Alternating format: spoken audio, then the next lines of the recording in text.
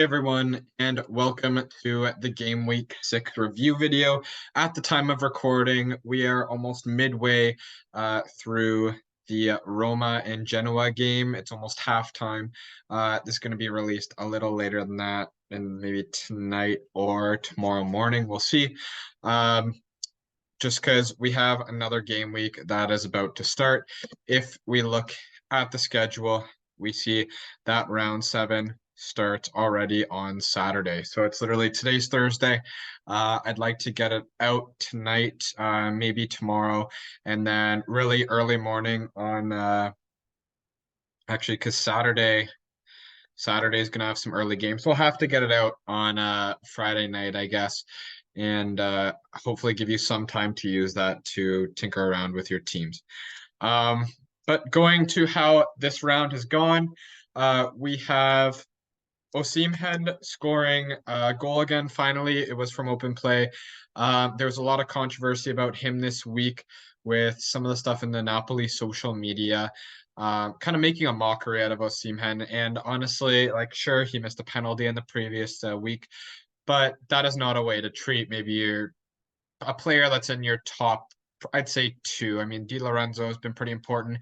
Kvaratskhelia is kind of hitting stride, but I think Osimhen is seen as probably the best player on Napoli, and that's just not a way to make him want to perform for your team, even though he realized what was important and still went ahead and scored for the team.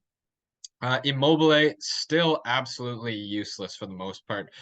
The odd penalty goal, but it's kind of fortunate as far as him and my squad that there have just been other things that I've needed to fix that kind of took precedence over getting rid of Immobile so far.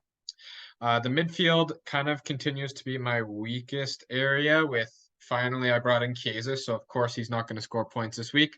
Ederson's still getting a decent haul without getting any attacking returns, and Kandreva just was doing so well before I brought him in and now has not gotten many points every game week. One thing to note, and I think this is a good lesson going forward for managers, is one, I didn't know if Calabria was going to start or not. He was part of the roster on the bench, but didn't start, which is fine. But then it comes to setting your bench order, and this is why bench order is important. Coming into the game week, it said that Nico Gonzalez was to be injured until the start of October, but he ended up starting this match for Fiorentina against Frosinone. Thinking now, my brain at this point is he's not going to be playing. But out of my bench, obviously Nico Gonzalez is the best out of these three. So I put him first in the bench just in case a situation like this. And what this does is, okay, I'm expecting him not to play, so it's just going to bypass him and go to Tove, which is fine. But in case he does play, he'll take precedence over Toven, which is exactly what happened. And he scored the goal, which is great. And now he will be subbing in for Calabria. So that's going to be 11 points. Whereas if some people would think, okay, they're injured, they're just going to throw them to the back of the bench.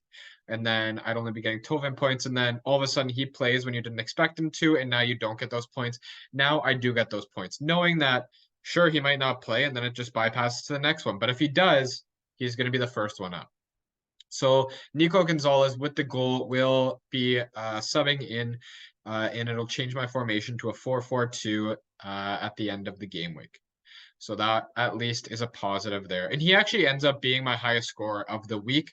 Di Lorenzo only gets 12 points because he is my captain. He would have had a 6 for the one clean sheet, and then the Napoli allowed a goal later in the game. Danilo ended up with the 9-pointer for the 1-0 win against Lecce for Juve, which is good. Finally, DiMarco does not get an attacking return, but he still got a half clean sheet, or one clean sheet out of the two. Roma right now is playing Genoa at 1-1, just about to go to halftime. I just have it on beside me here. And Spinazzola has an assist on the first goal. So that's great. So even if he does kind of get taken off, hopefully gets another point or two for playing before he gets subbed. But a good start for Spinazzola, at least to the game with an attacking return. Finally, Jens Sommer got 6 points, unfortunately outscored by Turati again. I'll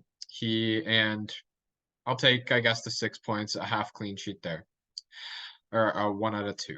Okay, and that's my team right now. It shows 58 points. It'll go up to at least 69, and we'll see what happens with Spinazzola as well.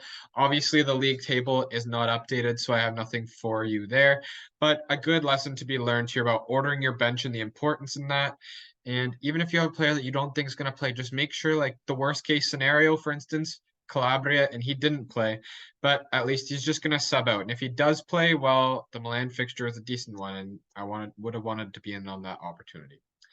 Okay, I'm going to leave it nice and short for this video. I'm going to try to get it out either tonight or really early tomorrow morning, and then the team selection later in the evening. Okay, hope you enjoyed the video.